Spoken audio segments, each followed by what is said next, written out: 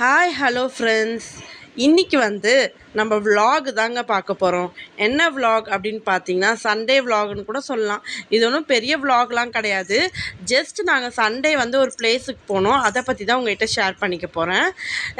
ஒரு ஆஃபர் விட்டுருந்தாங்க. ஒன்று ஈசிஆர்லேயும் ஒன்று வானகத்துலேயும் துணி ஆஃபரில் போட்டிருந்தாங்க. எப்படின்னு பார்த்தீங்கன்னா ஒரு 1 kg துணி நம்ம எடுத்தோம்னா எல்லாமே 1000 ரூபாய்க்குள்ள அப்படின்ற மாதிரி ஆஃபர் போட்டிருந்தாங்க.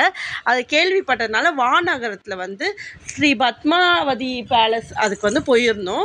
பார்க்கிங்க்கு தனியாக சூப்பராக இடம் வெளியிலையும் வச்சுருந்தாங்க. அந்த பேலஸுலேயும் பார்க்கிங்க்கு அழகாக நிறைய இடமே இருந்தது.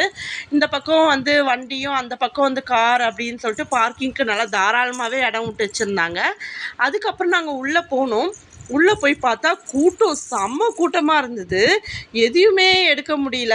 ஏன்னா எடுத்தால் கூட பில் போடுறதுக்கு பார்த்திங்கன்னா அப்படியே ரொம்ப நிற்கணும். அந்த சைடில் பார்த்திங்கன்னா அவ்வளோ க்யூ, ஷேப்புக்கு அவ்வளோ க்யூ நின்றுருந்தது. அதுவும் இல்லாமல் ஸ்டாக்கும் பார்த்திங்கன்னா எல்லாமே எடுத்துட்டாங்க போல இருக்குது.